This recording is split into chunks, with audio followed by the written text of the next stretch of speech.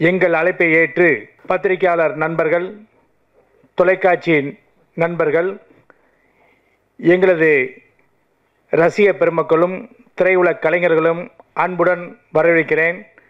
International பூகம்பம் நிறுவனத்தின் சார்பாகவும் எனது சார்பாகவும் அன்புடன் வரவேற்கிறேன். இன்றைக்கி பார்த்தீங்கன்னா பூகம்பம் அப்படின்னு சொன்னால் இந்த 1ஆம் தேதியிலேருந்து போஸ்ட் ஓட்டணும் நியூ இயர் அப்போ. அந்த போஸ்டர் பூகம்பம் சொன்னோன்னே எல்லாரும் ஃபோன் பண்ணி என்ன சார் பூகம்பம் பெரிய டைட்டிலாக இருக்குது, அது என்ன சார் சப்ஜெக்ட்டுன்னு. சப்ஜெக்ட் சொன்னால் நீங்கள் எல்லாமே இங்கே பார்க்க மாட்டீங்க, ஸ்க்ரீனில் பார்க்கணும்னு சொல்லி தான் இந்த ஸ்க்ரீனில் இப்போ பார்த்துருப்பீங்க. இதே இப்போ பிரம்மாண்டமாக இருந்துச்சுன்னு உங்களுக்கு தெரியும் கண்டிப்பாக. இந்த படம் சார் இந்த கதையை விவாதம் பண்ணும்போது பெரிய பெரிய டைரக்டர்ஸ்லாம் அவங்க கூட இருந்தாங்க, நண்பர்கள் இன்றைக்கும் இருக்காங்க அவங்க கூட. நான் ஒரு நடிகனாக தான் வந்தேன். எனக்கு ஒரு நடிகன் அந்தஸ்தை கொடுத்தாங்க. அந்த இடத்துல விவாதம் பண்ணும்போது நான் அந்த இடத்துல உட்காந்துருப்பேன். சார் சொல்ல சப்ஜெக்ட் அப்படியே மெயினில் ஏற்றிக்கிட்டு ஒரு நாள் தனியாக இருக்கும் போது சொன்னேன், சார் இந்த படத்தில் கோ டைரக்டராக ஒர்க் பண்ணணும், எனக்கு ஒரு வாய்ப்பு கொடுங்கன்னு. சில கருத்துக்களை நான் பகிர்ந்துக்கிட்டேன். அந்த சப்ஜெக்டை பற்றி பகுந்தவொடனே சாருக்கு ஓரளவுக்கு பிடிச்சிருச்சு. சரி, ஓரளவுக்கு மெயினில் ஏற்றிக்கிட்டாங்க இவங்களை பணியாற்ற வைப்போம்னு. அந்த சமயம் பார்த்தீங்கன்னா சார் ஃபாரினில் இருக்காங்க.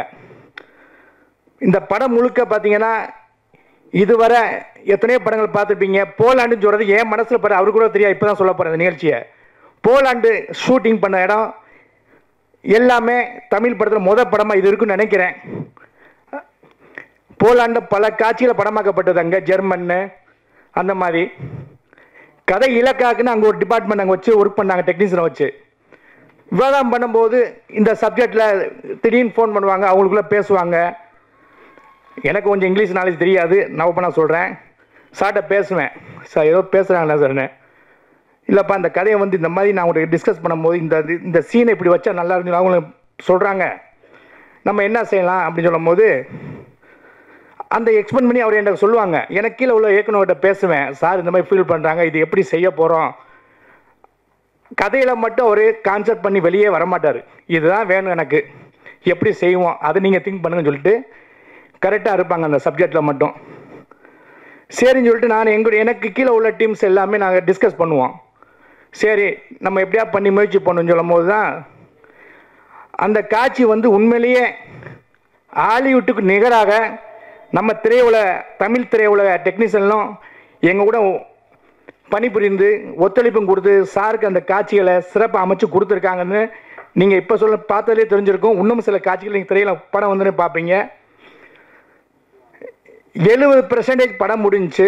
ஆனால் இந்த குறுகிய நேரத்தில் இந்த டீசரை வெளியிடுவோன்னு சொல்லி சார் இப்போ தான் வந்தாங்க இந்தியாவுக்கு.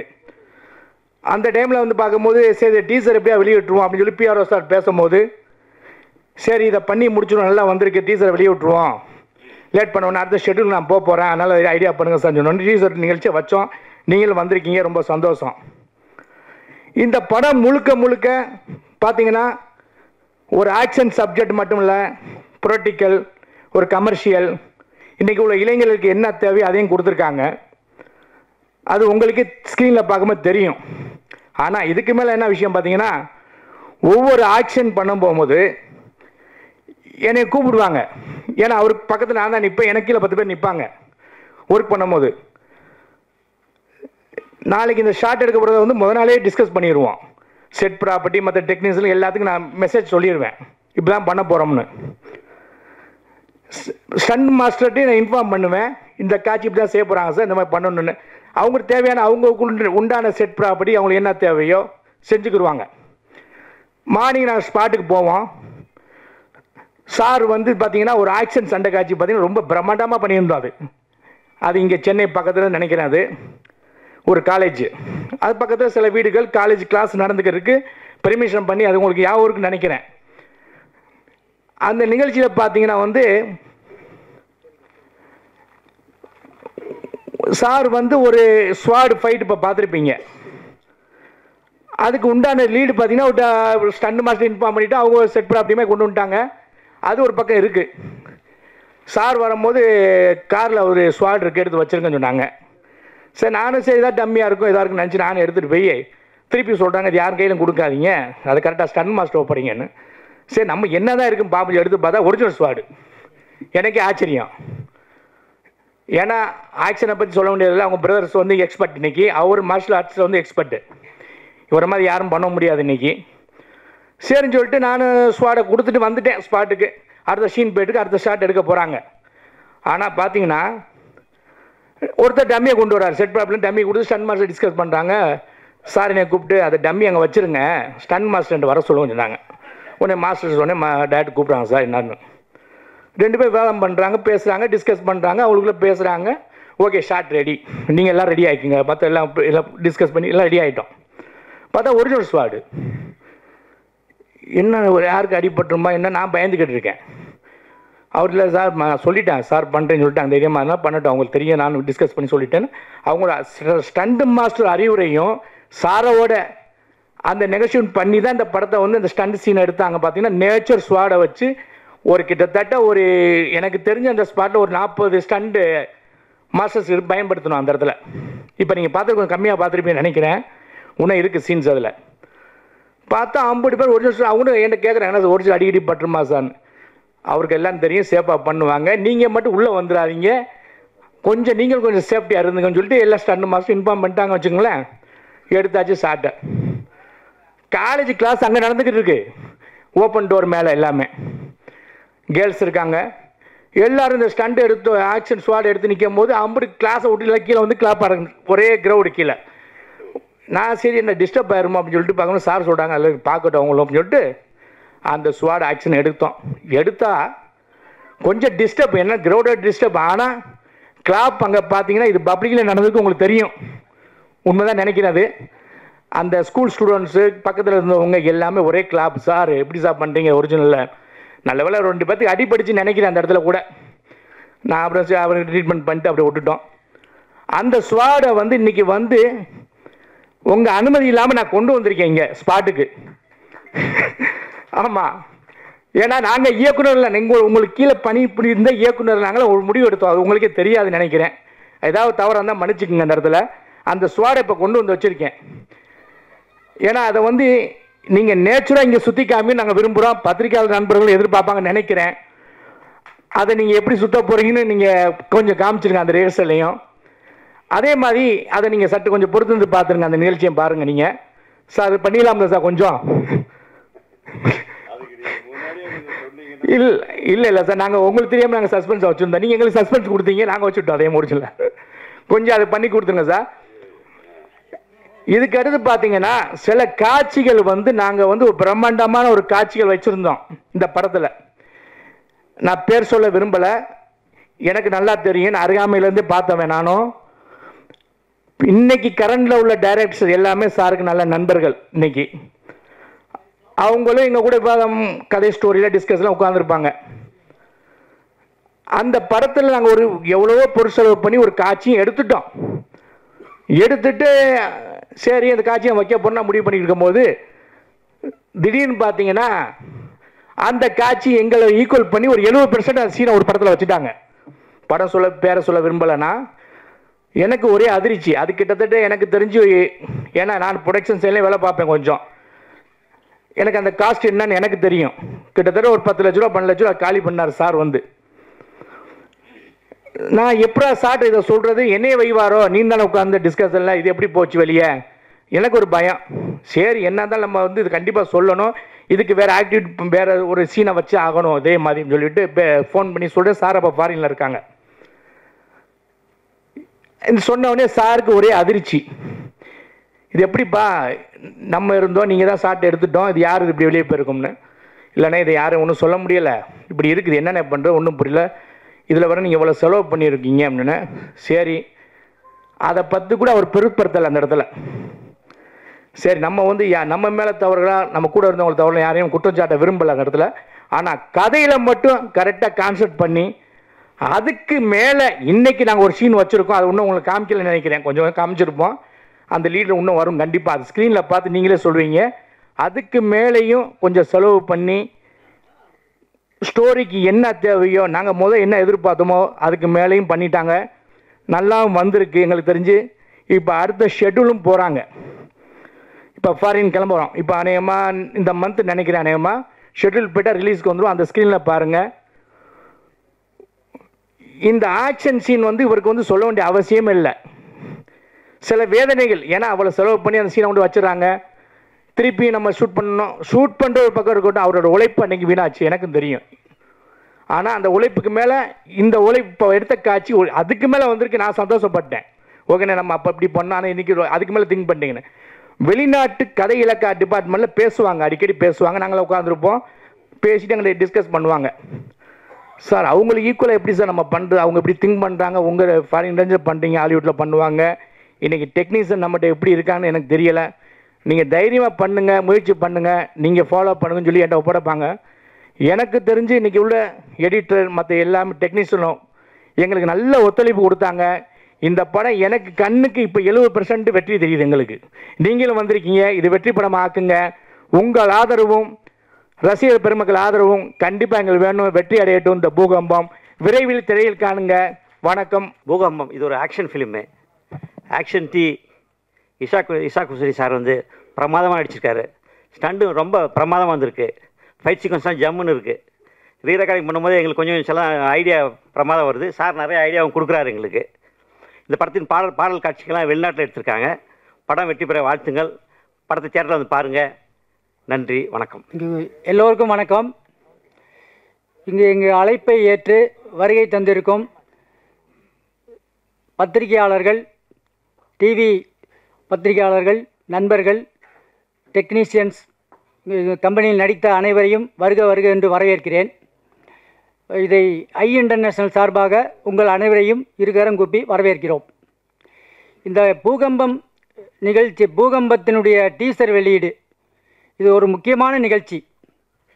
இந்த படம் இப்படியெல்லாம் ஒரு பெரிய அளவில் வரும்னு நாங்கள் கூட எதிர்பார்க்கல.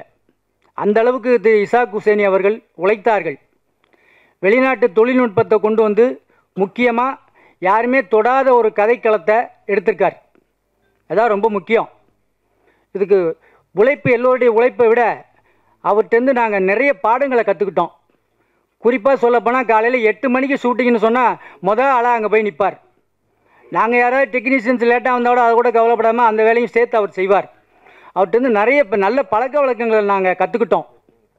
அதனால் இந்த படம் வந்து மிகப்பெரிய வெற்றியை அடையணும் அப்படின்னு வேண்டிக்கிட்டு விடைபெறுகிறேன். நன்றி, வணக்கம். மரியாதைக்குரிய பத்திரிகை நண்பர்களே, மேடையில் அமர்ந்திருக்கும் கவுன்சில் சவுந்தர் சார் அவர்களே, இந்த படத்தோட ஹீரோ, தயாரிப்பாளர், டைரக்டர் இசாக் ஹுசைனி அவர்களே, ஆனால் பறக்க பேச போகிறாரு கருணாநிதி அவர்கள். அதான் இந்த கலைஞர் விழாவிலேயே மிக சிறப்பாக பேசியிருந்தார். உண்மையிலேயே இவருக்கு தான் நிறைய கைத்தட்டல் கிடைச்சது. அவ்வளோ அழகாக சிறப்பாக பேசியிருந்தார். கொஞ்சம் எல்லாருமே தட்டுங்கப்பா, ஒரு வாட்டி கேட்குறாருல்லப்பா. அப்புறம் அந்த படத்தோட இணை இயக்குனர் இலியாஸ் அவர்களுக்கும், தயாரிப்பு நிர்வாகிகளுக்கும், எங்கள் பிஆர்ஓ யூனியன் மரியாதைக்குரிய விஜயமுரளி சார் அவர்களுக்கும் அனைவருக்குமே நன்றி. உண்மையிலே படம் உண்மையிலேயே போய் ஒருத்தர் சொன்னார், எல்லாம் சிறப்பாக இருக்குது, ஜம்மன் இருக்குது, நல்லா இருக்குன்னு சொன்னார். உண்மையிலேயே சிறப்பாக இருக்குது படம். உண்மையிலேயே அதாவது எனக்கு தெரிஞ்சு இவர் வந்து நீடிச்சா இந்த படம் நல்லபடியாக ஓடிடுச்சுன்னா, சக்ஸஸ் ஆகிடுச்சுன்னு வச்சுக்கலாம், அடுத்த புருஸ்லேயே அவர் இங்கே இறக்கிடலாம்.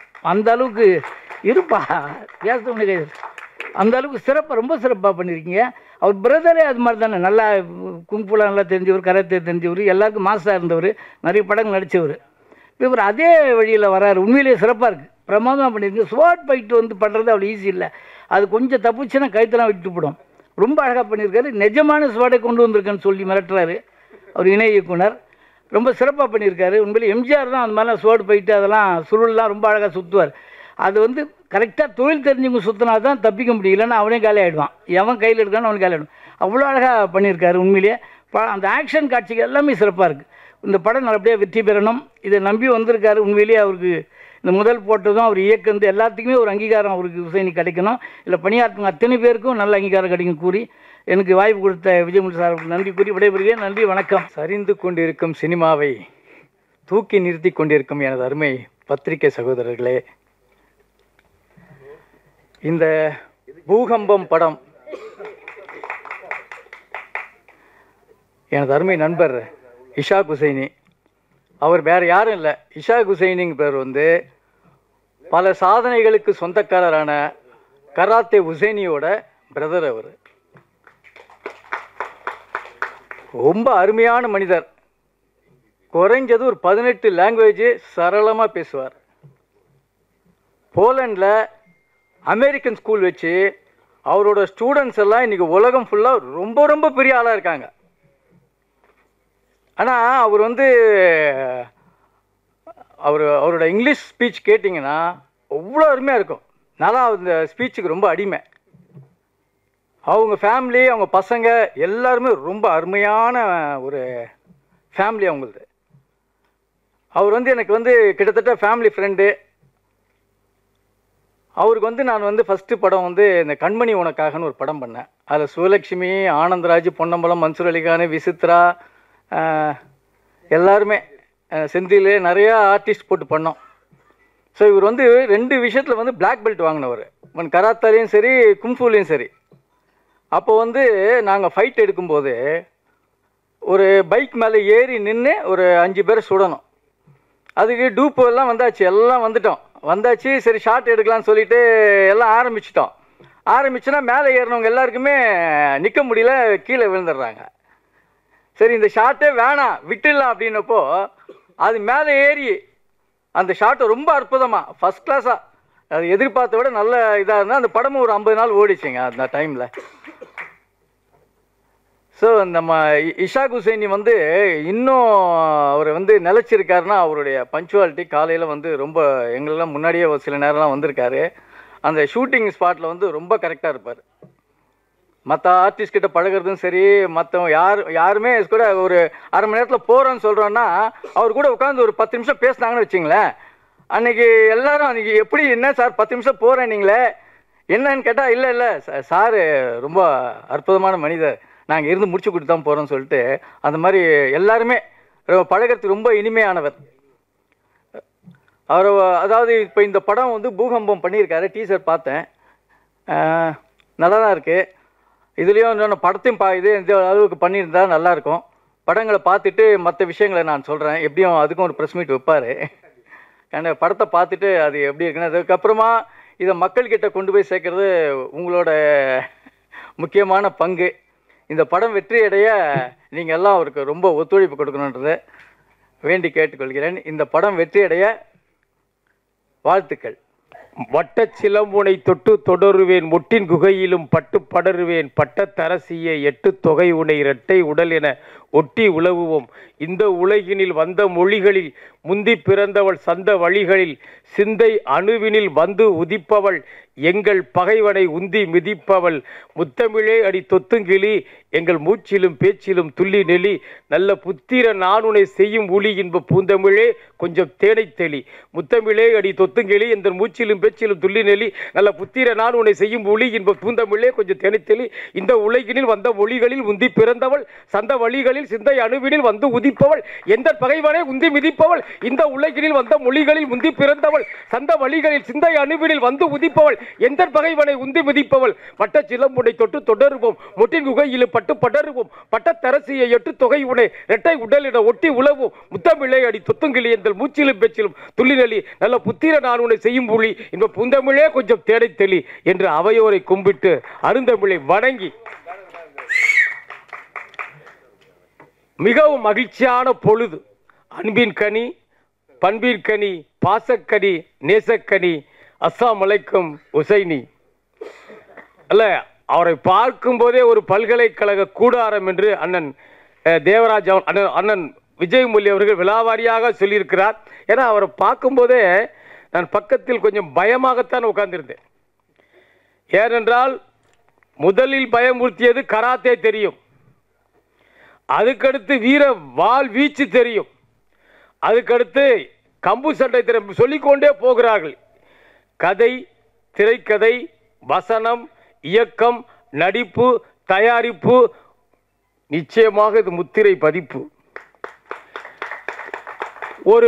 இவர் ஏதோ ஒரு வெளிநாட்டுக்காரர் போல தோற்றம் அளிக்கின்றார். அது இவர் யாரும் இல்லை, தெய்வ தமிழை பேசிய மதுரையில் பிறந்த மன்னன், மதுரைக்காரர் என்பதால் நல்ல பலத்த நம்முடைய தமிழ் சிங்கம் போலந்திலே போய் தங்கி அங்கே அமெரிக்காவிலே போய் படித்திருக்கிறது இந்த சிங்கம். போலந்திலே குடியிருந்து இருக்கிறது. ஆனாலும் இந்த தமிழ் மண்ணில், சொந்த மண்ணிலே வந்து படம் எடுத்து இதை பல வெற்றிகளை படைக்க வேண்டும் என்று இந்த தமிழ் தாகத்துக்காக இந்த வேகமாக வந்த இந்த சிங்கத்தை நீங்கள் பாராட்டுங்கள், கரவொலி கொடுத்து பாராட்டுங்கள், போற்றுங்கள். அதை சொல்வான், இவன் சொல்வான், அவன் சொல்வான் என்று பார்ப்பது ஒரு அறியாமை. பல லட்சம் பேர் சேர்ந்து, பல ஆயிரக்கணக்கான பேர் சேர்ந்து, பல இரவுகளை தந்து, பல நாட்டு பல மனிதர்களுடைய தூக்கத்தை தந்து, பல பல வேர்வைகளை தந்து, கண்ணீரை தந்து, இரத்தத்தை தந்து, மொத்தத்தையும் தந்து ஒரு நிகழ்ச்சி நடத்துகிற போது யாரோ ஒருவன் ஒரு வீடியோ எடுத்து காலியாக இருக்கிறது சேர்கள் என்று போடுகிறான். எவ்வளவு பேருடைய வேர்வை, எவ்வளவு பேருடைய கனவு, எவ்வளவு பேருடைய உழைப்பு, அவனுக்கு அதெல்லாம் தெரியாது. போற போக்கில் அடிச்சு போய்கிட்டே இருப்பான். காலி, நோ சேர் அடிப்பான். ஆனால் அதற்கு பதில் யாரும் சொல்ல மாட்டார்கள். அவன் சொல்கிறான். பல ஆயிரக்கணக்கான பேர் அந்த நிகழ்ச்சியை பார்க்க முண்டி அடித்து சண்டை போட்டு சத்தம் போட்டு கோபித்து கொண்டு போனதை இதுவரைக்கும் எங்கும் காமிக்கப்படவில்லை. அதுபோலதான் இந்த படத்தை பற்றி பேசுவான். வாயிலே வந்ததெல்லாம் ஏசுவான். ஒரே வார்த்தையிலே சொல்லி முடிப்பார் அடிமா. அவர்களுடைய பின்னே ஒருவன் வெற்றி பெறுவதற்காக போராடுகிற அந்த தியாகத்தை, அவன் செய்த அந்த யாகத்தை, அவன் துன்பத்தை கண்ட அந்த தேகத்தை எதாவது சொல்லிக்கொண்டே போகலாம். அவற்றையெல்லாம் பார்ப்பதற்கு ஒரு மனசாட்சி இருக்க வேண்டும். ஐயோ, ஒரு படத்தை பற்றி எல்லாம் மானவாரியாக பேசுகிறோமே, ஏதோ சொல்கிறான். நீலச்சட்டை, கருப்பு சட்டை, நான் ஒரு சட்டையும் தெரியாது இருக்கு, அவனெல்லாம் பேசுகிறான் என்று சொல்வார்கள். அதில் பரிதாபமாக இருக்கும். இன்னும் சில பேர் வாழ்க்கை போராட்டத்துக்காக ஓடிக்கொண்டிருப்பவர்களை அவருடைய கழிவறையை போட்டா பிடித்தவனை போல பேசுகிறான். மனசாட்சியற்ற அவனை பார்ப்பதற்கு போல பேர் இருக்கிறார். அவனை பேசுவதற்கு அவனுக்கு போல கூட்டங்கள். சேர் காலியாக இருக்கிறது சொன்னவன் கூட சரியாகத்தான் சொல்லி இருக்கிறான். ஏனென்றால் எனக்கே ஒரு 10 பேர் போன் பண்ணாங்க, இந்த சேரெல்லாம் காலியா இருக்காம. அதுக்கு விடை சொன்னேன். எத்தனை ஆயிரம் பேர் இங்கே போராடி பார்க்க முடியாமல் இருந்தார்கள் என்று அவனுக்கு தெரியுமா? அப்பதான் அவனுக்கே பதில் தெரியுது. ஆகவே இந்த படத்தின் வெற்றி உறுதியாக்கப்பட்டிருக்கிறது. இன்டர்நேஷனல் அளவிலே வெற்றி பெறும். ஒரு நம்முடைய இனத்தை சார்ந்தவன், நம்முடைய மண்ணி சார்ந்தவன் இவ்வளவு பெரிய பிரம்மாண்டத்தை படைத்துகிறான். அவர் கேட்டேன், வணக்கம். அவர் சொன்னார், நான் மதுரை தான், அஸ்ஸலாமு அலைக்கும் என்று சொன்னார். ஒரு இளைஞன் கல்லூரி காலத்திலே உலக இஸ்லாமிய மாநாடு கீழக்கரையிலே நடந்தது. அந்த மாநாட்டிலே நபிகள் நாயகத்தை பற்றியும் சொல்ல வேண்டும், நிலாவை பற்றியும் சொல்ல வேண்டும். ஆனால் நிலாவை சொல்கிறானா நபிகள் நாயகத்தை சொல்கிறானா என்று தெரியக்கூடாது என்று மிகப்பெரிய தமிழகத்தையே உலுக்கிய மிகப்பெரிய நடுவர்கள் அண்ணன் விஜயமுரளிக்கு தெரியும். ஏரிக்கரையிலே போறவளை பெண்மையிலே என்று பாடல் எழுதிய அந்த தெய்வ தந்தை, கலைஞரையே அறிமுகப்படுத்திய அந்த தந்தை யார் தெரியுமா? கவி காமு ஷரீப் ஒரு நடுவர். கவிதை உலகத்திலே பிதாமகன் கவி கோ அப்துல் ரஹ்மான் ஒரு நடுவர். அண்ணன் தெரிந்திருக்கிறது. கவி மாமன்னன் மு மேத்தா ஒரு நடுவர். கல்லூரி மாணவர்கள், உலகமெங்கும் இருக்கக்கூடிய பல்வேறு இளைஞர்கள் கூட்டம் திரண்டு முதல் பரிசு அந்த இஸ்லாமிய மாநாட்டில் பெற வேண்டும் என்று எழுதுகிறார்கள். தலைப்பு தலைப்பு உசைனி ஹீரோ தலைப்பு தலைப்பு the title of the poem. தலைப்பு பாலை நிலா. நிலாவை சொல்கிறானா நபியை சொல்கிறானா என்று தெரியக்கூடாது. அதுதான் அதனுடைய சூட்சமம். முதலிலே பாலைவனத்தை பற்றிய ஒரு அறிமுகம் அந்த கவிஞன் எழுதுகிறான். அந்த மாணவன், பள்ளிக்கூட கல்லூரி மாணவன். அலை போலும் காடல் நெளிந்தாடும், நீண்ட அடற்பரப்பாய் மணற்பரப்பு கிடக்கும். அலை போலும் காடல் நெளிந்தாடும், நீண்ட அடற்பரப்பாய் மணற்பரப்பு கிடக்கும். இன்ப ஒலி கூறும் பறவைகளின் கானம் இல்லை. உறைந்திருந்தது இருட்சாரம் எங்கும். இந்த உலகத்தின் மேனியில் ஒரு நோயாய் அந்த உறுப்பு நிலம் நெருப்பு நிலம் விளங்கும். அங்கே களை சிந்து ஒளிவார்க்க ஆமினாத்தாய் கருவளர்த்த நபி நிலவே நீ உதித்தாய். அப்படியே தொடர்கிறான். நிலாவா நபி பெருமான சொல்கிறானா என்றுதான் சூட்சமம். பொட்டிலெந்த வெண்மேக பெண்ணினத்தை பொசுக்குகின்ற உலகில் நீ வந்ததால் தான் நிலா. பொட்டிலெந்த வெண்மேக பெண்ணினத்தை பொசுக்குகின்ற உலகில் நீ வந்ததால் தான் மொட்டவிழ்ந்த விண்மீனை பொட்டாய் வைத்தாய். மோட்சத்தின் இருப்பிடம் தாய் பாதம் என்றாய். பட்டநிலம் பட்டவனம் பசுமை நிலம் என்றே பேதம் பார்க்காமல் ஒளி கொடுத்தாய். மூடமேக கட்டறுத்த பாலைவன நிலவே கவி நிலவும் புவி நிலவும் நபிய நீதான். தஞ்சமென வருவோர்க்கு இடம் கொடுத்தாய். தங்கிய பின் மலம் கழித்தார் அதை எடுத்தாய். நஞ்சு வைத்த யூதப்பன் செயல் பொறுத்தாய். நாமெல்லாம் உடன் பிறப்பு என்று உரைத்தாய்.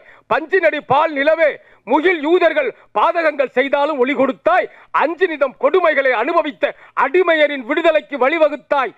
அள்ளிப்பூ ஏழையர்கள் கண் விழிக்க ஆடி வந்த அருள் நிலவே இந்த வானில் உயர்ந்த வானில் வெள்ளிப்பொன் தாரைகள் இருந்தும் ஈச்ச ஓலை வேந்திருந்த குடிசையில் தான் வாழ்ந்திருந்தாய்.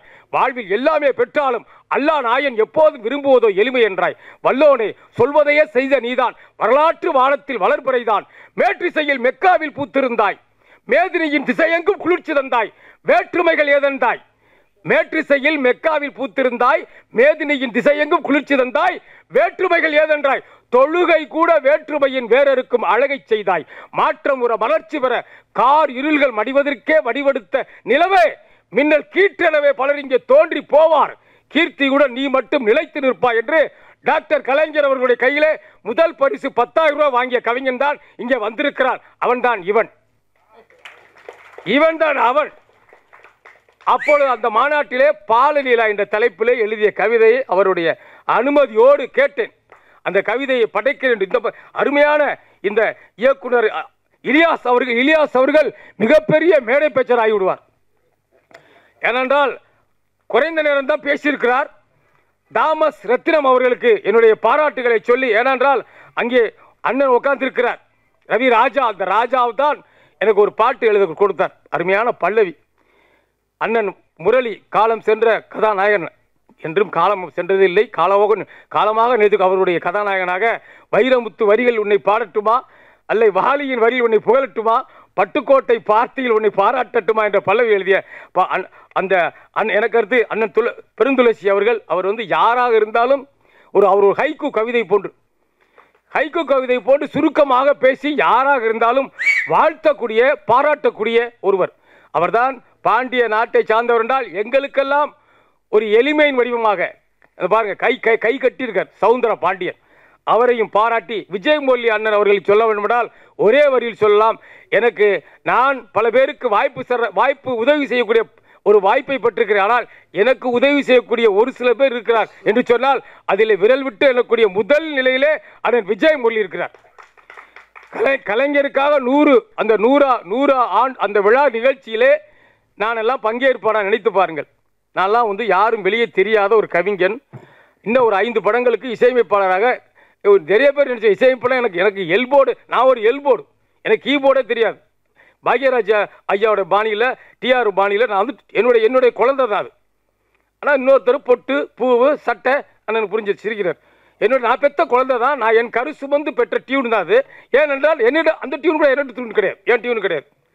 இப்போ 5 படம் புக்காக இருக்குது இசையமைப்பாளர். அதுக்காக நீங்கள் ஐயா ஹீரோ சார் நீங்கள் படம் கொடுக்க வேணாம், ஒரு 2-3 படம் கொடுங்க. அந்த படத்தில் அண்ணன் அழைத்தார்கள். இந்த எவ்வளோ ஒரு மன பெருந்தன்மை பாருங்க, அழைத்தார். அப்போ அந்த பாடலை அன்பு மணி, வெற்றிமணி, வீரமணி, வரலாறாக இருக்குமணி, செல்லுமணி அவர்கள் முன்னில் ஒரு 6-7 நடுவர்கள் இருந்தாங்க. அண்ணன் லிங்குசாமி. எதுக்கு சொல்ல வரேன்னா ஒரு செய்தி இருக்கு. நான் பாடி சொன்ன அந்த டியூனை இது நல்லா இருக்கு, இதை டியூன் பண்ணிட்டு வான்ட்டாங்க. நான் ஒரு 3 பாடலில் கொண்டு போனேன். முதல் பாட்டு நல்லா இல்லை, இதுனா கோயிலில் பாடுறாப்புல இருக்குது, இதெல்லாம் வேணாம் பண்ணிட்டார் லிங்குசாமி உதயகுமார் அண்ணன். அதுக்கடுத்த பாட்டை போட்டால் இது ரொம்ப அருமையாக இருக்குது, எவ்வளோ பணம், அந்த பணம் 10 ரூபா 50,000 வரப்போ ஃபஸ்ட்டு பண்ணி கொண்டப்போ என்னங்க. அப்படி ஒருவன் எனக்கு உதவி பண்ண வேண்டும் தேவையில்லை. இதனை போன்று பல கலைஞர்களை ஏற்றி விட்டு பாராட்டி விட்டு போற்றக்கூடிய விஜய் மொழி அவர்களுக்கு உங்களை கும்பிட்டு கேட்கிறேன், இடைவிடாமல் கரவொலி தாருங்கள், இடைவிடாமல். அதாவது என்னை தேர்ந்தெடுத்துக்காங்க, அவ்வளோதானே, நன்றி வணக்கம், அவ்வளோதான் போட்டார். இவரை விட உதவி செய்தவர் எனக்கு ஒருத்தர் பேராசிரியர் ஒருத்தர். ஏன்னா உதவி செய்யறதுக்கு சொல்கிறேன். போலந்து நாட்டிலேருந்து வந்திருக்காரு, எத்தனை கலைஞர்களுக்கு உதவி செய்கிறார். ஒருத்தன் கையெழுத்து வாங்க ஆட்டோகிராஃப். ஆட்டோகிராஃப்லாம் வாங்க, அதை கெட்ட பழகம். இந்த உலகத்தில் யாரும் பெரிய ஆள் கிடையாது. நான் அப்புறம் பேடையில் பேச ஆட்டோகிராஃப் வாங்குறது அடிக்கிட்ட நடிக்கிட்ட ஆட்டோகிராஃப் போனால் அது ஒன்றே நீ தாழ்த்திக்கிற. வணக்கம் நல்லா இருக்கீங்களா, வாழ்த்து. ஆட்டோகிராஃப் வாங்காத. என்ன படிச்சிருக்கேன்? நான் எம்ஏ எம்ஃபில் படிச்சிருக்கேன். ஓ என்ன வேணும் உனக்கு உதவி பண்ண? எனக்கு ஒரு காலேஜில் வேலை வாங்கி கொடுங்க. ஒரு பையன், இவரை விட அவன் சிறந்த பையன் மாணவன். அவன் ஒரு உதவி, அவன் மாதிரி உதவி பண்ண உலகத்தில் யார முடியாது. ஜெயா காலேஜ் வெளிப்படையாக பேச, ஜெயா காலேஜ் திருன்ற உள்ள அந்த அவருடைய பேர் சொல்ல வேண்டாம், அவர் போய் சேர்த்து விட்டேன். ஏன்னா நான் நிறையா கல்லூரி சேர்மெல்லாம் எனக்கு கொஞ்சம் பழக்கம். ஐயா பாவம் வறுமையில் இருக்கான், நானும் அங்கே வேலை பார்க்குறேன். அவ்வளோ அருமையான பையன். சேர்ந்த உடனே 2வது மாதத்தில் அண்ணே இந்த கலை நிகழ்ச்சிலாம் 7000 பசங்க பொண்ணுங்களாம் இருக்காங்க, அதில் நான் பண்ணுறேன் டைரக்டரை. சரி பண்ணுப்பா. ஐயா அந்த பையன் பாவம் ஆர்வமாக இருக்க, பண்ண விடுங்க. அதை பண்ண விட்டேன். வந்து இப்போ சொல்கிறான் பிரின்சிபால்கிட்ட, சார் அண்ணன் கருணாநிதி அண்ணன் அவர் வந்து வெளி நிகழ்ச்சியெல்லாம் பண்ணுறாரு, அவருக்கு நீங்கள் 2 ஹவர் தான் கிளாஸ் கொடுக்குறீங்க, எனக்கு 3 ஹவர் கொடுக்குறீங்க. நான் அந்த கலை நிகழ்ச்சியெல்லாம் பண்ணுறேன், அவருக்கு 4 ஹவர் கொடுங்க, எனக்கு 2 ஹவர் கொடுங்கண்ணா. அவ்வளோ புண்ணியம் பாருங்க. ஒவ்வொரு நிகழ்ச்சியிலுமே அவன்தான் எனக்கு பெரிய தீய வினையாக அமைந்தான். அவ்வளோ பெரிய உதவி செய்கிறவனு இருக்கிறான், இப்படி உதவி செய்கிறவனு இருக்கிறான் என்று சொல்லி, ஐயா நீங்கள் செய்த உதவி, நீங்கள் விதைத்த விதை மலராக பூத்து வெற்றி கனியாக வரும் என்று சொல்லி போய் வருகிறேன், விடை பெறுகிறேன். எல்லா வெற்றிகளும் உங்களை சேரட்டும், பல பேருக்கு விடியல் நிலை மாறட்டும், எல்லாருக்கும் எல்லாமே சேரட்டும் என்று சொல்லி வாய்ப்புக்கு நன்றி கூறி விடைபெறுகிறேன். வணக்கம். வணக்கங்க. இந்த படம் பார்த்தேன், அவர் அருமையாக ஃபைட் பண்ணியிருக்காரு. நிச்சயமாக ஒரு நம்ம ப்ரூஸ்லி மாதிரி ஃபீல் பண்ணுறனால அவரை இந்த படம் வெற்றி பெறணும் எல்லோரும் வாழ்த்துறாங்க. இங்கு வருகை தந்திருக்கும் என்னுடைய நான் பெரிதும் மதிக்கிற பத்திரிகை நண்பர்கள், இது வெளிநாட்டில் பார்த்தீங்கன்னா எப்போவுமே பத்திரிகை நண்பர்கள் வரும்போது அவங்க என்ன வேணால் கேட்பாங்க, யாருமே அதுக்கு கோவப்படுறதோ வருத்தப்படுறதோ பண்ண மாட்டாங்க, முடிஞ்ச அளவுக்கு பதில் சொல்லுவாங்க. அதனால் அது ஒன்று சொல்லிட்டு, இந்த படத்துடைய முக்கியமான சில விஷயங்களை நான் உங்களுக்கு சொல்லணும்னு நினைக்கிறேன். அதுக்கு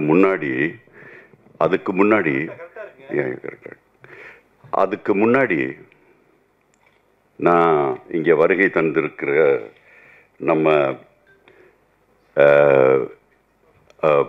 செயலாளர், அதாவது தமிழ் திரைப்பட உலக செயலாளர் திரு சௌந்தரபாண்டியன் அவர்களே, வருகன்னு வரவேற்கிறேன். அப்புறம் கவிஞர் கருணாநிதி அவர்கள், டேங்கப்பா என்ன கவிதை வளம், என்ன ஸ்பீச், இட் வாஸ் அன்பிலீவபிள். ரொம்ப பிரமாதமாக நீங்கள் பேசுனீங்க, ரொம்ப நன்றி. அப்புறம் முன்னாள் PRO யூனியனுடைய செயலாளர் திரு துளசி பழனிவேல் அவர்கள், உங்களையும் வருகன்னு வரவேற்கிறேன் சார். இதை சொல்லிட்டு ஃபஸ்ட்டு நான் பேசுகிறதுக்கு முன்னாடி ஒரு அஞ்சலி, நம்ம மறைந்த மிக பெரிய ஒரு நடிகர், அதைவிட மிகப்பெரிய ஒரு மனிதன், அவர்தான் நம்ம விஜயகாந்த். அவருக்கு ஒரு அஞ்சலி, ஒரு 2 minutes. Thank you very much. அவரை பற்றி நான் பெருசாக பேசுகிறதுக்கு எல்லாரும் பேசிட்டாங்க. பெருசாக என்னால் அதுக்கு மேலே எதுவும் என்னுடைய ஒரு என்னால் எதுவும் பேச முடியாது. அந்தளவுக்கு he was a great man. எனக்கு பர்சனலாக ஓரளவுக்கு, நான் சின்ன பையனாக இருக்கும்போது என்னுடைய வீட்டு பக்கத்தில் இருந்தவர் தான் நம்மளுடைய புரட்சி கலைஞர் விஜயகாந்த் அவர்கள். அவர் அப்போது பெருசாக திரைப்படத்தில் வரல, நான் சின்ன பையன். அவர் என்னுடைய சொந்தம் ஒருத்தருக்கு ரொம்ப ஃப்ரெண்ட் அவர். அவங்க அங்கே தான் அவரை பார்ப்பேன். என்ன தம்பி எப்படி இருக்க மதுரை வெள்ளைக்காரா அப்படின்னு சொல்லுவார் என்னைய. சின்ன வயசில் கொஞ்சம் அப்படி ரொம்ப ஃபேராக இருப்பேன், அதனால் அதை பார்த்துட்டு மதுரை வெள்ளைக்காரான்னு சொல்லுவார். ஒரு மாதிரி கிண்டலாக ஜாலியாக இருப்பார். எப்பப்போ ஏதாவது அப்படியே தலையில் தடை விட்டுட்டு போவார். அப்புறம் நான் படம் பண்ணும்போது கண்மணி உனக்கான ஒரு படம் பண்ணும்போது நான் அவரை பார்த்து, அப்போ அவர் தான் தலைவர், நான் அவரை போய் பார்த்து வீட்டில் அப்படி போய் வெளியே போய் அப்படி நின்றுருந்தேன். ஆல்ரெடி பார்த்து வாங்க தம்பி உள்ள அப்படின்னு அவரே கூப்பிட்டார். நிறைய பேர் உட்காந்துருந்தாங்க, கூப்பிட்டு என்கிட்ட சொன்னார், நான் சொன்னேன், சார் என்ன ஞாபகம் இருக்கா அப்படின்னு கேட்டேன். அவர் அப்படியா அப்படின்னு இப்படி யோசிச்சார். இப்போ நான் சொன்னேன், நான் ஷிஹான் ஹுசைனியோட தம்பி. ஓ, நம்ம மதுரைக்காரமா அப்படின்னு சொல்லிட்டு, படம் பண்ணுறியாப்பா, வெரி குட் அப்படின்னு சொன்னார். நீங்கள் தான் அடிதடி ஆக்ஷன்லாம் சின்ன வயசுலேருந்தே பண்ணிகிட்டே இருப்பீங்களே, அந்த மாதிரி நல்ல ஆக்ஷன் பண்ணுப்பா படத்தில் அப்படின்னாரு. நான் சொன்னேன், உங்களுடைய இன்ஸ்பிரேஷனில் தான் சார் நான் ஆக்ஷன்லாம் பண்ணுறேன் படத்தில். இல்லை, இந்த படத்தில் நல்லா பண்ணியிருக்கேன் சார் ஆக்ஷன், நீங்கள் தயவுசெய்து படத்தை வந்து பாருங்கள் அப்படின்னேன். அவர் சொன்னார், எங்கேயோ ஒரு இதுக்கு போகிறேன், நான் வந்து கண்டிப்பாக உன் படத்தை நான் கண்டிப்பாக பார்ப்பேன் அப்படின்னு சொன்னார். பார்த்துட்டு என்னை தேடி கண்டுபிடிச்சி என் ஃபோன் நம்பர் கூட அவர்கிட்ட இல்லை. அப்புறம் மௌனம் ரவி அவர்கள்ட்ட கேட்டு என்னோடய ஃபோன் நம்பர் வாங்கி எனக்கு கூப்பிட்டு, தம்பி பிரமாதமாக ஆக்ஷன் பண்ணுறப்பா, ஆக்ஷன் படமாக பண்ணு அப்படின்னு சொன்னார். அதெல்லாம் அந்த காலம் அதை யோசிக்கும் போது ரொம்ப மனசுக்கு வருத்தமாக இருக்குது. அவருடைய ஃபேமிலிக்கு என்னுடைய இரங்கல்கள். அவங்களுடைய வருத்தத்தில் நான் ரொம்ப உண்மையிலே எனக்கு வந்து மனசளவில் எனக்கு ரொம்ப அதை கேட்டவுன்னு நான் வெளிநாட்டில் இருந்தேன். எனக்கு ரொம்ப மனசுக்கு ரொம்ப கஷ்டமாக இருந்தது. அதனால் அதைத்தான் நான் முக்கியமாக அதை சொல்லிவிட்டு அதுக்கப்புறம் நான் மற்ற விஷயங்களுக்கு போகிறேன். ஸோ இப்போது படத்தை பற்றி கொஞ்சோண்டு சில விஷயங்கள் சொல்கிறேன். நான் வந்து வெளிநாட்டில் படித்து வளர்ந்து நான் நிறைய அமெரிக்கன் ஸ்கூல்ஸ் எல்லாம் வச்சுருக்கேன். பட் நான் படிப்பில் எப்போவுமே கொஞ்சம் நல்லா படிப்பேன். நல்ல படிப்பை வந்து எஜுகேஷனை ரொம்ப முக்கியத்துவம் கொடுக்குறவன். ஆனால் எனக்கு எப்போவுமே ஒரு ஆசை, பிகாஸ் உடம்பை கரெக்டாக வச்சுக்கணும். அது மாதிரி சின்ன வயசுலேருந்தே நான் என் பிரதர் எல்லாருமே வந்து மார்ஷல் ஆர்ட்ஸ், அதில் இங்கே தமிழ்நாட்டிலே வந்து அதை பெருசாக உள்ளே கொண்டு வந்தவங்க நாங்கள் தான் அந்த மார்ஷல் ஆர்ட்ஸை உள்ளே கொண்டு வந்தோம். அதாவது இஷின்ரியோ கராட்டே, இன்டர்நேஷ்னல் கராட்டே, அப்புறம் வெளிநாடுகளில் போய் ட்ரெயின் பண்ணிவிட்டு அங்கே போய் காம்படிஷன் பண்ணுறது. நான் வந்து இந்த வாள், இந்த டோன்ஃபா, இந்த மாதிரி சில வெப்பன்ஸ்லேயும் நான் ஒரு ஸ்பெஷலிஸ்ட்டு. சின்ன வயசுலேருந்து அது பண்ணதுங்க. அதனால் இந்த மாதிரி சும்மா சுற்றுறது வந்து யாராச்சும் போய் யாராச்சும் வாள் எடுத்துகிட்டு இவர் சொல்கிறாரு உண்மையான வாள் அப்படின்னு, அதை எடுத்து தயவுசெய்து ட்ரை பண்ணாதீங்க. It's not correct. டக்குன்னு நீங்கள் வெட்டினா இட் வில் பி டேஞ்சரஸ். அது பண்ணாதீங்க. அது ட்ரையும் பண்ணக்கூடாது. ஸோ அது சொல்லிவிட்டு இப்போ இந்த படத்தோட சில விஷயங்கள் சார். நான் முதல்ல என்னன்னா, த மோஸ்ட் இம்பார்ட்டன்ட் திங், நான் என்ன எப்போவுமே நினைப்பேன்னா, நான் நிறைய படங்களை பார்ப்பேன், நான் நடிப்பேன். ஆனால் எனக்கு ஒன்று பட்டுட்டே இருந்தது, ஏன் கதையில் வந்து முக்கியத்துவம் கொடுக்க மாட்டேங்கிறாங்க.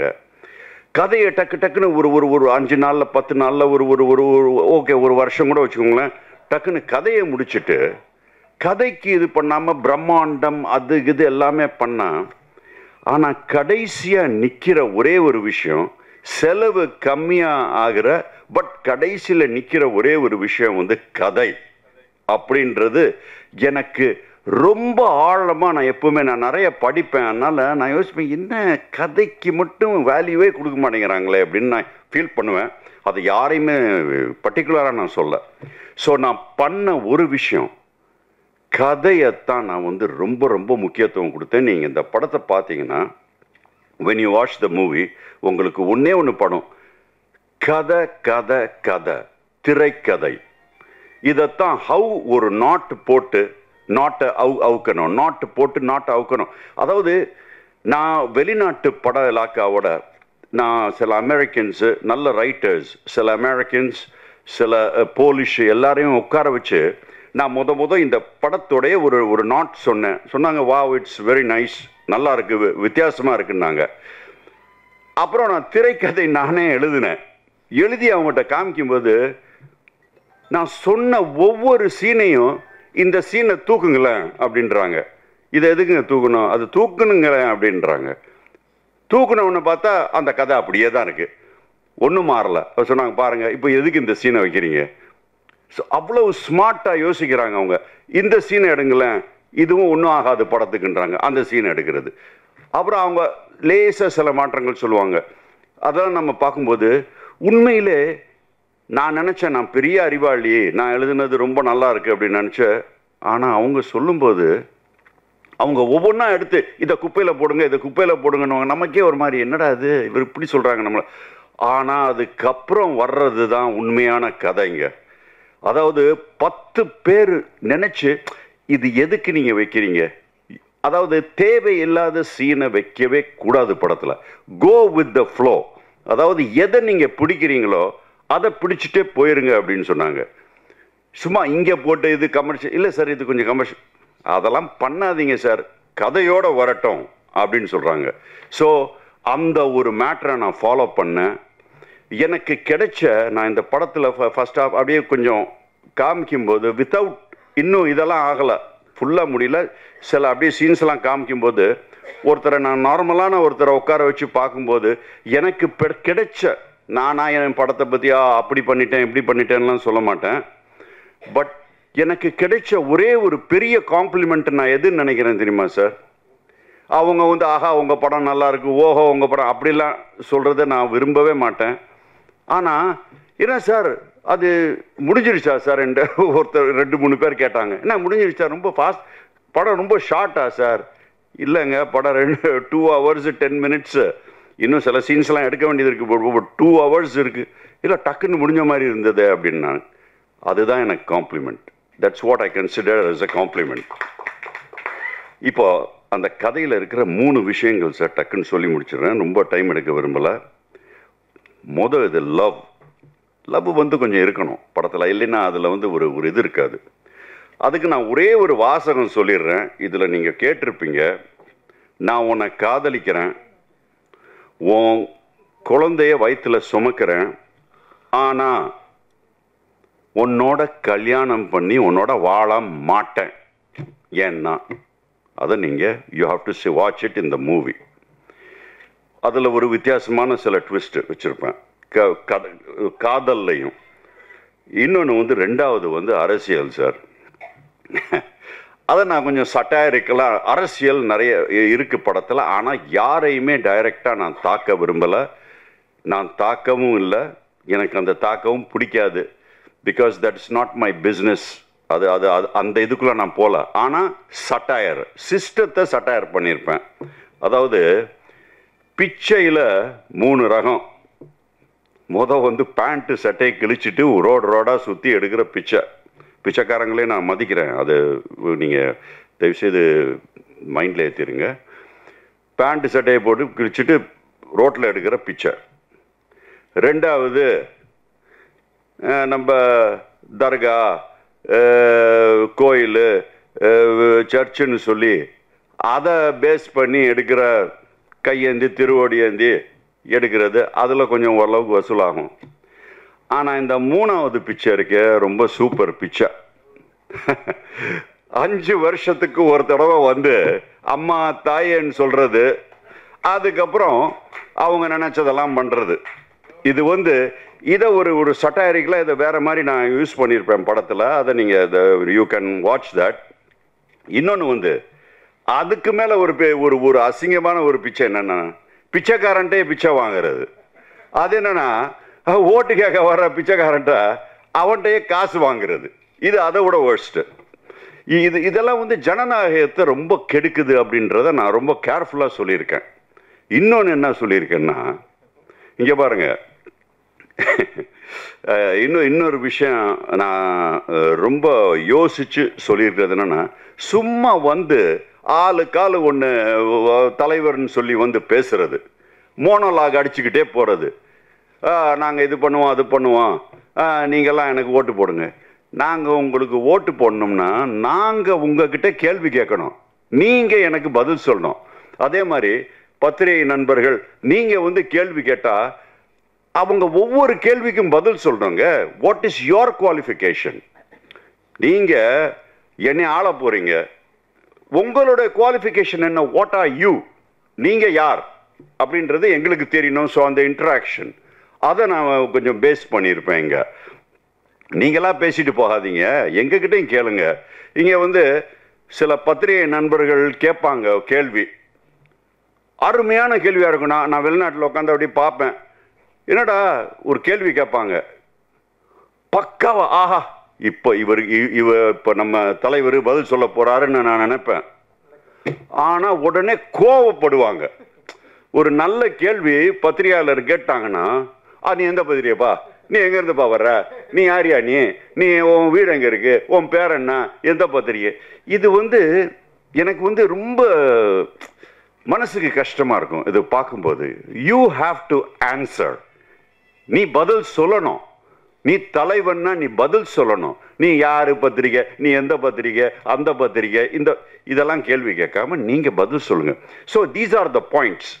நான் அதை கரெக்டாக எடுத்து சில விஷயங்களை நறுக்குன்னு சொல்லியிருப்பேன். பெருசாக இதையே வளவலன்னு சொல்லாமல், பட் எனக்கு என்னுடைய மனசில் இருக்கிற கோபத்தையும் ஆதங்கத்தையும் நான் அதில் படத்தில் வச்சுருக்கேன். அதனால் அரசியலில் கூட ஒரு ஒரு ஒரு ஒரு ஒரு ஒரு மாதிரி ஒரு சட்டிலாக சொல்லியிருப்பேன்.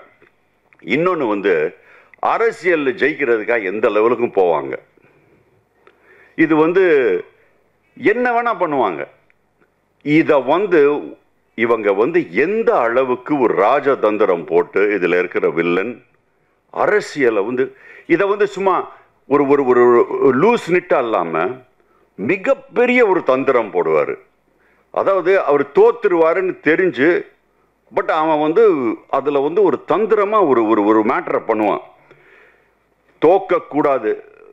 சர்வேல சொல்லிடுவாங்க, இத்தனை ஓட்டில் நீங்கள் தோக்குறீங்க சார், கண்டிப்பாக தோக்குறீங்கன்றவாங்க. ஆனால் நான் ஜெயிச்சே ஆகணும். அதுக்கு என்ன பண்ணுறதுன்றதுக்கு ஒரு ஒரு டெக்னிக் யூஸ் பண்ணுவான். அதுதான் இந்த படத்தோட கரு சார். அந்த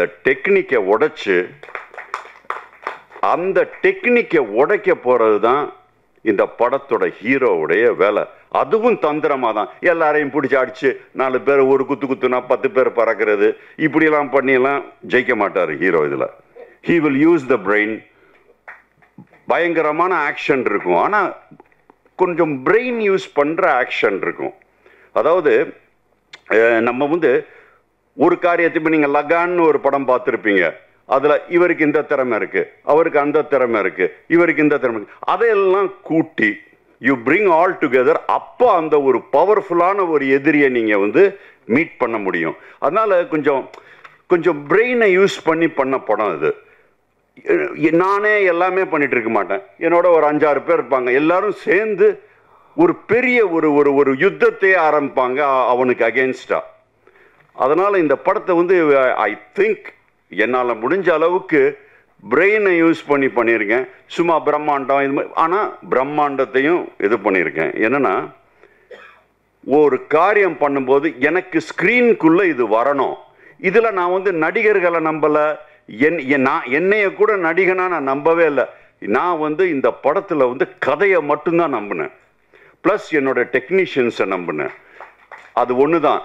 சும்மா நடிகர் ரொம்ப திறமையான நடிகர்கள் இங்கே இருக்காங்க. அவங்க ஒர்த்து தான், அவங்க வாங்குகிற சம்பளம் அவங்களுக்கு ஒர்த்து தான், நீங்கள் கொடுத்து தான் அவங்க வாங்குறாங்க, அவங்களாம் வாங்கிட்டு ஓடலை. ஆனால் 100 கோடி படத்தோடைய இது பார்த்தா 80 கோடி நடிகர் வாங்கிடுவார். அப்புறம் இன்னொரு 10 கோடி அதில் கொஞ்சம் ஃபேமஸாக ஏதாச்சும் பேர் இருக்கிறவங்க வாங்கிடுவாங்க. அப்புறம் இன்னொரு 5 கோடி இன்னும் வாங்குவாங்க. கடைசியில் ஸ்க்ரீனுக்குள்ளே வர்றது என்னென்னா, அதை ஒரு 5 கோடி 3 கோடி தான் ஸ்க்ரீனுக்குள்ளே தெரியும். ஸோ அந்த அளவுக்கு பார்க்கும்போது நான் ஸ்க்ரீனில் எந்த விதமான காம்ப்ரமைஸும் பண்ணல. நீங்கள் அதாவது நான் செலவு பண்ண ஒவ்வொரு அமௌண்ட்டுமே நான் அந்த ஸ்க்ரீனுக்குள்ளே செலவு பண்ணியிருக்கேன். ஆனால் எதுலேயுமே நான் காம்ப்ரமைஸ் பண்ணல. நான் இதை சின்ன படம்னு ஒத்துக்கவே மாட்டேன். ஏன்னா ஆன் ஸ்க்ரீன் ஹெவியாக I have spend on screen. என்ன, நடிகர்கள் வாங்கிட்டு ஓடலை, அவ்வளோதான். That is the only difference. அதனால் ஆக்ஷன் இந்த படத்தில் அரசியல், இது thriller story and last point action. Action sir அது எனக்கு அது சின்ன வயசுலேருந்து அது நீங்கள் பேனா பிடிக்கிற மாதிரி அது ஆயிடுச்சு. நான் ஸ்டார்ட் பண்ணது ஒரு 10 வயசில் கராட்டே இதெல்லாம் ஸ்டார்ட் பண்ணோம். அதே வேலையாக இருப்போம். காலையில் எழுந்திரிச்சோன்னா ஓடுறது, கிக் அடிக்கிறது, அது பண்ணுறது, இது பண்ணுறதுன்னு ஒரே இதே தான் வேலையாக இருப்போம். ஸோ அந்த ஆக்ஷனை தயவுசெய்து ஒன்று யூ கேன் பி ஷுவர், உங்களை டிசப்பாயிண்ட் பண்ணவே மாட்டேன். கண்டிப்பாக அது ரொம்ப பிரமாதமாகவே இருக்கும். இன்னொன்று என்னென்னா, நான் என்னுடைய ஸ்டண்ட் மாஸ்டர்ஸ்ட்டு சொல்லிட்டேன். அவங்க ரொம்ப திறமையானவங்க. ஒன்றுமே தெரியாதவங்களையும் பெரிய ஆக்ஷன் ஹீரோ மாதிரி காமிக்கிறது அவங்க ரொம்ப திறமையானவங்க. ஆனால் நான் ஒன்றே ஒன்று சொல்லிட்டேன், தயவுசெய்து என்னோட படத்தில் ஒரு அடி அடித்தா அவன் உண்மையிலே எப்படி விழுவானோ அதை மட்டும் காமிங்க சார். உங்கள்கிட்ட நிறைய திறமை இருக்குது. அங்கே பறக்கிறது, வானத்தில் பறக்கிறது, கீழே பறக்கிறது, இவர் பறந்துக்கிட்டே போகிறது ஒரு 5 நிமிஷம் சார், அதெல்லாம் பண்ணுங்க பார்ப்பாங்க. ஆனால் மக்கள் இன்னைக்கு தமிழ்நாட்டில், மெயினாக தமிழ்நாட்டில் சொல்கிறேன், ரொம்ப ஸ்மார்ட் ஆயிட்டாங்க. முந்தி மாதிரிலாம் கிடையாது. அட வேற என்னடா பண்ணுறதுன்னு இதெல்லாம் இந்த பறக்கிறது போகிறதெல்லாம் பார்ப்பாங்க. ஆனால் தயவுசெய்து இந்த படத்தில் நீங்கள் பாருங்கள், ஒரு வித்தியாசமாக உண்மையிலே அடினா இது வந்து ரியலி இது நடக்கிற மாதிரி ஒரு ஃபீலை நான் கொண்டு வர ட்ரை பண்ணியிருக்கேன். நான் ரொம்ப பெருமையாக பேச விரும்பலை அதை பற்றி. அதே மாதிரி நான் வந்து கதையாலாக்கா அது இது எல்லாத்தையுமே ரொம்ப என்னால் முடிஞ்ச அளவுக்கு I have tried my best. ஆனால் நானே என்னோடய படம் அப்படி பண்ணிட்டேன், வித்தியாசமாக பண்ணிட்டேன், பெருசாக கிழிச்சிட்டேன், அதெல்லாம் சொல்ல மாட்டேன். ஆனால் உங்களை வந்து நான் வந்து டிஸப்பாயிண்ட் பண்ண மாட்டேன். நீங்கள் படத்தை பார்த்தீங்கன்னா அடா ஓரளவுக்கு ட்ரை பண்ணியிருக்காங்க அந்த ஆள் அப்படின்னு நீங்கள் சொல்லாமல் இருக்க மாட்டீங்க. அது மட்டும் உங்களுக்கு நான் கேரண்டி பண்ணுறேன். நான் பெருசாக இது பண்ணிட்டேன் அது பண்ணிட்டேன் அப்படின்னு சொல்கிறத விட நீங்கள் பார்த்து அதை பாராட்டுங்க. நீங்கள் பார்த்து அதுக்கு அதோடைய வேல்யூவை நீங்கள் கொடுங்க. நானாக சொல்கிறத விட I think it is better that you understand what I have tried. ஆனால் முயற்சி கண்டிப்பாக ரொம்ப ரொம்ப கஷ்டப்பட்டு இந்த படத்தை பண்ணியிருக்கேன். ஸோ உங்களை மாதிரி என்னுடைய பத்திரிகை நண்பர்கள் நீங்கள்லாம் சேர்ந்து தான் என்னை வந்து வாழ்த்தி, இப்போது சிலர் ஏற்கனவே ரொம்ப பிரமாதமாக வந்துட்டாங்க. எங்களை மாதிரி ஆளுங்களை நாங்கள் கஷ்டப்பட்டு பண்ணுறத கொஞ்சம் நீங்கள் உங்களால் தான் அதை வந்து யூ கேன் ஹெல்ப் அஸ். எங்களுடைய நான் உண்மையிலே நல்லா பண்ணியிருந்தேன்னா நீங்கள் அதை தயவுசெய்து கொஞ்சம் வெளியே கொண்டு போய் அதை காமிங்க. அதை சொல்லிவிட்டு நீங்கள் வந்த எல்லாருக்குமே ரொம்ப ரொம்ப நன்றி. Thank you very much. உங்களுக்கெல்லாம் வாழ்த்துக்கள். Thank you very much.